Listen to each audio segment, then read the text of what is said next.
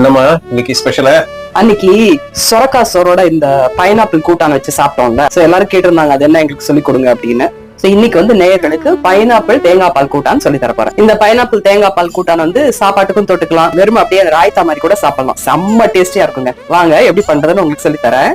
Cut பண்ணி வச்சிருக்கிற pineapple துண்டுகள்ல 1 spoon மஞ்சத்தூள், 1 ஸ்பூன் காஷ்மீரி மிளகாய் தூள், 1 ஸ்பூன் வரமிளகாய் தூள், உப்பு, மல்லித்தழை சேர்த்து கலந்து வச்சிடுங்க. வடை சட்டில 1.5 ஸ்பூன் தேங்காய் எண்ணெய் ஊத்தி காஞ்சதும் கடுகு தாளிச்சுட்டு இஞ்சி கருவேப்பிலை சேர்த்துட்டு காரம் கலந்து வச்சிருக்கிற பைனாப்பிள் துண்டுகளை சேர்த்து வதக்குங்க.